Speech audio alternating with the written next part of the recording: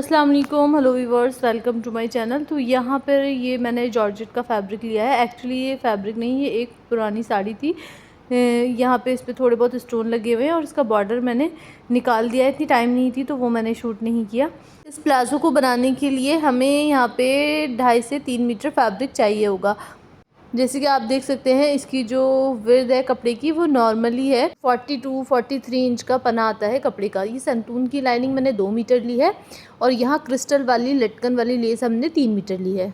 Friends, जैसे आपका normal palazzo अगर 2 मीटर में बन जाता है तो आप आधा मीटर एक्स्ट्रा ले लें, और अगर नॉर्मल प्लाज़ो आपका 2.25 या 2.5 में बनता है तो भी आप इसमें आधा मीटर फैब्रिक को एक्स्ट्रा लेकर चलें। तो यहाँ पे आपको अगर फिल लेयर ज़्यादा चाहिए तो आप 1.25 मीटर फैब्रिक एक्स्ट्रा ले सकते हैं, यानी कि आधे से 1.25 मीटर फैब्रिक आपको एक्स्ट्रा लेना होगा। इसकी कटिंग हम लाइनिंग पर करेंगे। तो आप देख सकते हैं ये इस तरह हमारा सैंतून का फैब्रिक है लाइनिंग वाला।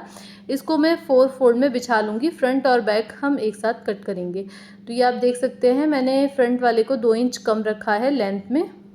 तो पहले हम यहाँ पर कपड़े को स्ट्रेट कर लेंगे, और ये मेथड आप लाइनिंग विदाउट लाइनिंग दोनों में अप्लाई कर सकते हैं। जो एक्चुअल मॉडल ने पहना हुआ है वो लाइनिंग वाला था, इसलिए मैंने आपको इस पर बताया है।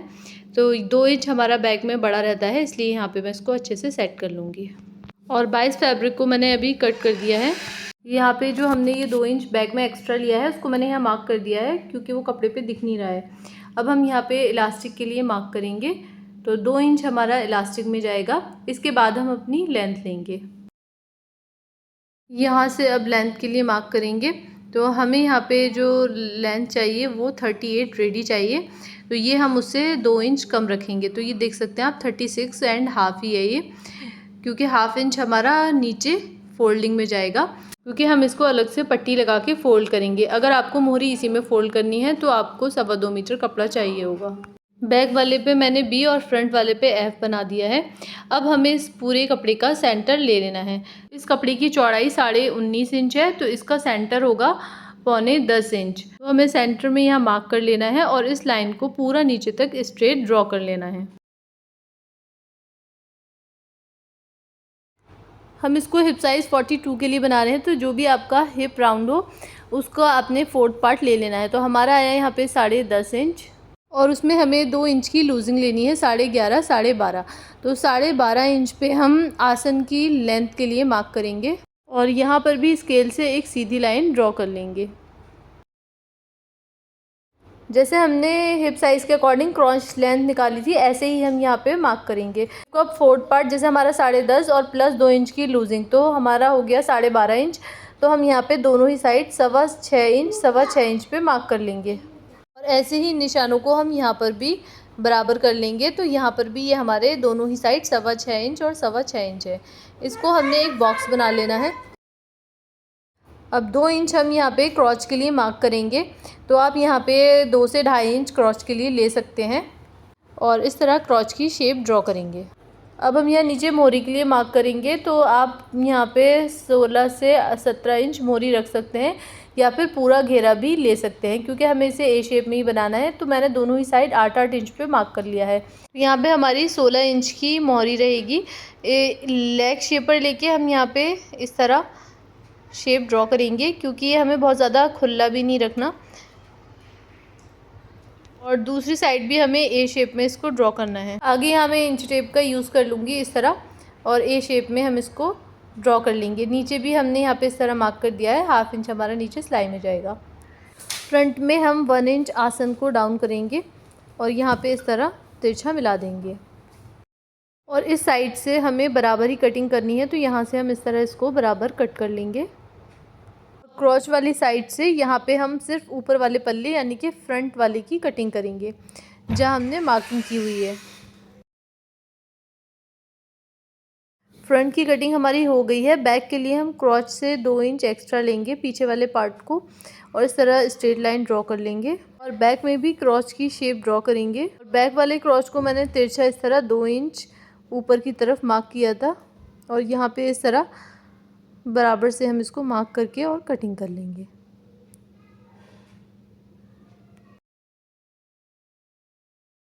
यहाँ जो भी एक्स्ट्रा फैब्रिक हो उसको कट कर दें। हल्का से यहाँ पे मैंने कोना भी कट कर लिया। तो जैसे यहाँ पे हमारी फुल लेंथ 38 इंच है, तो 38 का हम यहाँ पे हाफ लेंगे और उससे भी हम 3 इंच कम से कम ऊपर लेंगे और यहाँ पर मार्क कर लेंगे जहाँ तक हमें लेस लगानी है, या फिर आप क्रॉस लेंथ तक लेस को लगा सकते हैं।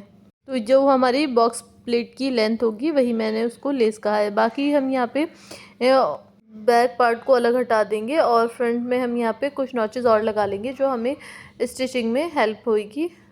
अभी हम यहाँ से फ्रंट पार्ट को हटाएंगे और मेन फैब्रिक पे कटिंग करेंगे। इसको हम इस तरह डबल फोल्ड में बिछा लेंगे। यहाँ पर भी हम फैब्रिक का टेढ़ निकाल लेंगे जो इसके धागे वगैरह निकल रहे हैं। आप जॉर्जेट की जगह फैंडी सिल्क या क्रेप का फैब्रिक भी ले सकते हैं जो कि आजकल बहुत ट्रेंड में है। तो पहले हम यहाँ पर बैक वाले पैनल को रखेंगे। आप देख सकते हैं इसके क्रॉच की साइड से ये पीछे से उठा हुआ है, तो इसको अच्छे से सेट करके इसको सेम हम कट कर लेंगे। लाइनिंग रख के जब आप मेन फैब्रिक पे कटिंग करेंगे तो फ्रेंड्स यहाँ पे आप एक चीज़ कर सकते हैं कि मोरी यानी पाइचे की साइड से आप फ्लेयर यानी कि घेरा और बढ़ाना चाहें तो बढ़ा सकते हैं। यह हमारे बैक पार्ट की कटिंग हो गई है। इसको हम साइड रख देंगे और कपड़े को फिर से बिछाएंगे और इसके ऊपर हम अपना फ्रंट पार्ट रखेंगे। तो फ्रंट पार्ट में थोड़ा सा आपको यहाँ पे देखें आप, जैसे हमने इसको रख लिया है। फ्रंट में हमने यहाँ क्रॉच को मार्क किया था, कट नहीं किया, तो मैं अभी इसको साथ में कट कर दूँगी। बैक में भी हमने लाइनिंग से 2 इंच लंबा रखा था मेन फैब्रिक को, ऐसे ही हमने फ्रंट में भी रख लिया है। यहाँ पे लाइनिंग से हमें ½ इंच एक्स्ट्रा फैब्रिक को मार्क करके कट करना है। तो यहाँ पर भी हमें दोनों ही साइड ½ इंच फैब्रिक एक्स्ट्रा लेना है, वो मैं आपको आगे बताऊँगी।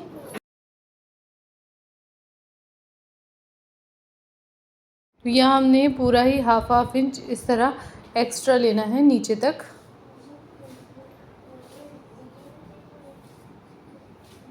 इस तरह, और मेन फैब्रिक हमारा जैसे 2 इंच लंबा रहेगा। हमारा यहाँ सेंटर के हमने कट लगा लिए हैं और यहाँ पे भी सेंटर वाली लाइन को सीधा कर लिया है और जहाँ पर हमें इसकी प्लेट देनी है वहाँ पर भी हमने एक लाइन ड्रॉ कर ली है। तो यहाँ पे भी मैं कट लगा दूँगी। लाइनिंग को हमने हटा दिया है। अब ये जो मैंने सेंटर वाली लाइन और सेंटर वाला कट लगाया था, इस पर हम सीधी लाइन ड्रॉ कर लेंगे। अब इसी लाइन पर हम सेंटर से प्लाजो की कटिंग कर देंगे। अब जो मैंने आपसे कहा था हमें आधे से पौन मीटर फैब्रिक एक्स्ट्रा चाहिए होगा, तो आप देख सकते हैं ये मैंने आड़े में इस तरह फोल्ड कर लिया है। ये हमारा आधे मीटर में 4 इंच एक्स्ट्रा है फैब्रिक। हमने फैब्रिक को आड़ा इसलिए रखा है ताकि कम फैब्रिक यूज़ हो। तो ये हमारा इस तरह डबल फोल्ड में है और इसकी चौड़ाई 12 इंच है। यहाँ पे आप 12 से 14-15 इंच तक ले सकते हैं, लेकिन 12-13 इंच काफ़ी अच्छा रहेगा। तो यहाँ पे मैंने कपड़े को 4 फोल्ड में कर लिया है। आप चाहें तो कली ना काटें, ऐसे ही 2 पट्टियाँ काट के और जो हमने प्लाजो के सेंटर में कट लगाया है वहाँ पे लगा सकते हैं, लेकिन मैं यहाँ पे कली की शेप में इसको कट करूँगी। किनारी की वजह से इसकी फॉल ख़राब ना हो तो किनारी छोड़ के प्लाजो के बराबर में लेंथ 38 इंच पे इसको ले लूँगी। यहाँ से भी हमने किनारी कट कर दी है।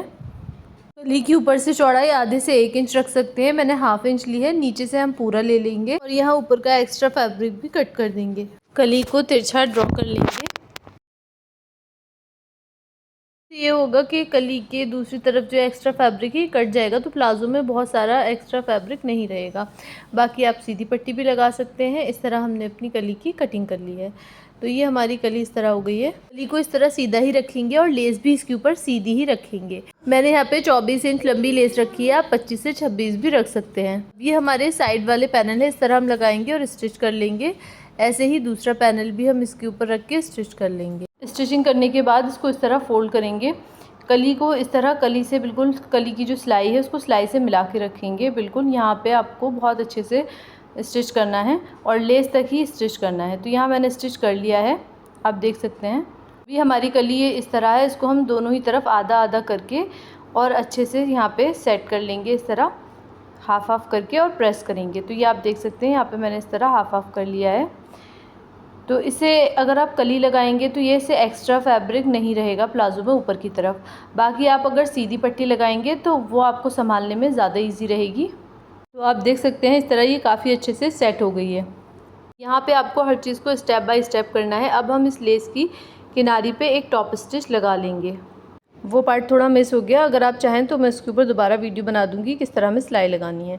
अब ये पीछे से आप देख सकते हैं, ये जो हमारी लेस आ रही है गोल्डन गोल्डन थोड़ा आपको दिख रहा होगा। यहाँ पे जब हम साइड में सिलाई लगाएंगे तो उसमें लेस को दबा लेंगे, जिससे ये होगा कि लेस का वेट है ना वो नीचे की तरफ नहीं लटकेगा। वेट का बहुत इशू है, मैं आपको वीडियो के लास्ट में भी बताऊँगी। लाइनिंग के दोनों फ्रंट को लेंगे और सिलाई लगा देंगे। ऐसे ही हम मेन फैब्रिक के दोनों फ्रंट पार्ट को लेंगे और क्रॉस से सिलाई लगा देंगे। लाइनिंग वाले पार्ट में हमने सिलाई लगा ली है और मेन फैब्रिक के क्रॉस में भी हमने सिलाई लगा ली है। दोनों को एक के ऊपर एक रखेंगे इस तरह और ऊपर से जॉइन कर देंगे। ऊपर हमने एक रफ स्टिच लगा ली है। ऐसे ही प्रोसेस हमें बैक में भी करना है।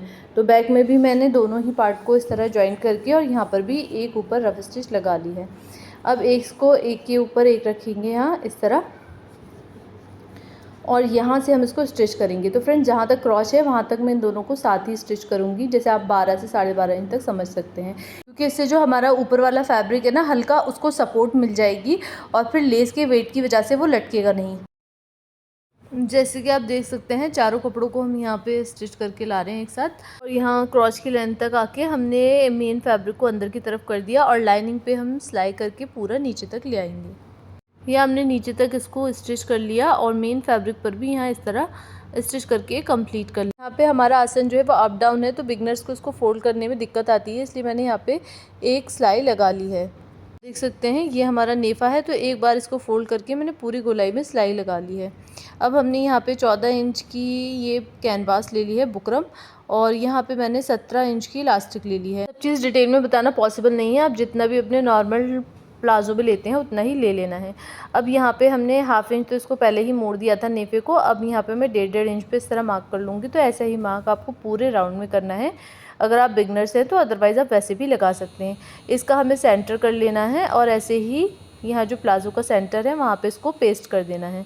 हमने बुकरम को पेस्ट कर लिया है और साइड में इलास्टिक को सिलाई लगा ली है इस तरह। अब इसको फोल्ड करके और इस तरह अच्छे से पूरे ही राउंड में सिलाई लगा लेंगे गोलाई में। तो इस तरह आप देख सकते हैं हम यहाँ पे इसको स्टिच कर लेंगे।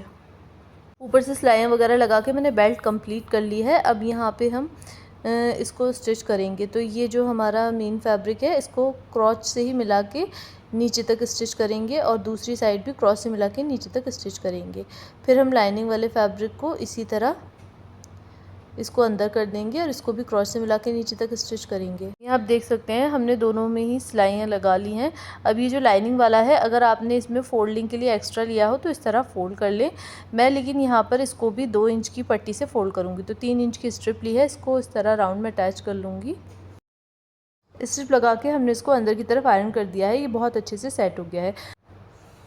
अब इसको मैंने यहाँ से भी स्टिच कर दिया है और अंदर की तरफ फोल्ड करके पूरे राउंड में हम सिलाई लगा। इन फैब्रिक अगर आपका हल्का है तो आप भी इस तरह की स्ट्रिप तैयार कर सकते हैं। तो ये मैंने 5 इंच की स्ट्रिप ली है जिस पे 2 इंच की मैंने यहाँ पे फ्यूज़न लगाई है। इसमें आप बुकरम ना लगाएं क्योंकि बहुत वेट हो जाएगा। फ्यूज़न को मैंने पेस्ट कर लिया, आप चाहें तो ऊपर एक सिलाई भी लगा सकते हैं, लेकिन मैंने कपड़े को फोल्ड करके यहाँ पे आयरन कर ली जिससे ये काफ़ी अच्छे से सेट हो गया।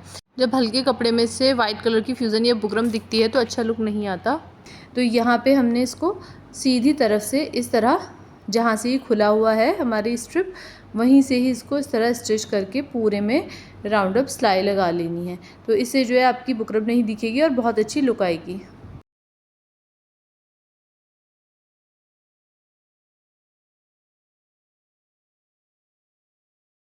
लास्ट में आके जहाँ से हमने शुरू किया था वहीं पर ही इस तरह रोक देंगे इसको बराबर। एक्स्ट्रा फैब्रिक को कट कर देंगे, इन दोनों को पकड़ के इस तरह यहाँ पे इसको स्टिच करेंगे। मैंने नेल से यहाँ पे निशान बना लिया है, यहाँ से पक्का करके लाएंगे और इस तरह सिलाई उतार देंगे। तो इस तरह हमने यहाँ पे इसको स्टिच कर लिया है। पट्टी पे पहले हम इस तरह खोल के प्रेस करेंगे। आयरन करने के बाद आप देख सकते हैं कितनी अच्छी फिनिशिंग आ गई है और बिल्कुल रेडीमेड वाली लुक आ गई है। अब यहाँ पे आप तुरपाई भी कर सकते हैं अगर आप अपने लिए बना रहे हैं तो। बाकी हम यहाँ पर सिलाई ही लगा लेंगे। तो इस तरह इसको स्टिच कर लेना है। स्टिच करने में एक बात का ध्यान रखना है, इस तरह बुकरम को थोड़ा सा ढीला छोड़ना है और ऊपर की तरफ कपड़े को खींचना है जिससे यहाँ पे आपका कोई भी सल नहीं आएगा।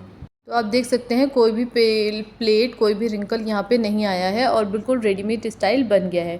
साइड से ये खुला हुआ है तो आप इसमें जिप और पॉकेट कुछ भी दे सकते हैं। मोहरी भी बहुत फिनिशिंग से बनी है, अंदर वाली भी इस तरह खड़ी खड़ी रहेगी तो इसकी जो वेयरिंग लुक होगी वो बहुत ही ज़बरदस्त होगी। इस तरह रही हमारी फाइनल लुक, आप देख सकते हैं। जो एक्चुअल में ये प्लाज़ो ए शेप में था और जिस तरह ये रेडीमेड स्टाइल में बन गया है, सभी को ये वाला प्रोसेस तो पता ही होगा, लेकिन जब मैंने इसको इस प्रोसेस से बनाया तो ये लेस का वेट है सारा लटक गया और इसकी लुक बहुत ही ज़्यादा ख़राब हो गई। क्योंकि आप देख सकते हैं इस तरह कपड़ा जो है हमारा कली का बाहर की तरफ निकल रहा है, बॉक्स प्लेट बिल्कुल मालूम नहीं दे रही। लेकिन फिर मैंने इसमें जुगाड़ किया, जो कि आप देख सकते हैं पिन से सिक्योर किया। मैंने सोचा इसमें हेमिंग कर लूँगी तो जो है इसकी लुक बेहतर हो जाएगी। लुक तो बेहतर हो गई, लेकिन जो हेमिंग के निशान थे वो बिल्कुल भी हमारे रेडीमेड वाले लुक से सिमिलर नहीं लग रहे थे। तो फिर मैंने वो दूसरा ऑप्शन किया, जिसकी वजह से काफ़ी अच्छा लुक आया। पाई वाला लुक मुझे अच्छा नहीं लग रहा था, इसलिए वीडियो को किस तरह बनाना है इसमें काफ़ी डिले हो गया, वरना मेरा प्लाज़ो तो बहुत पहले ही रेडी हो जाता। तो वीडियो आपको कैसी लगी कमेंट में ज़रूर बताइएगा। वेयरिंग लुक आप देख सकते हैं, फ्लेयर भी बहुत अच्छा है, ना बहुत ज़्यादा ना कम। लेस को आप 1 से 2 इंच और ऊंचा कर सकते हैं, जैसे मैंने वीडियो में बताया था क्रॉस लेंथ तक। तो मुझे पर्सनली तो ये प्लाज़ो बहुत ही प्यारा लगा बनकर। So please like and share and thanks for watching the video.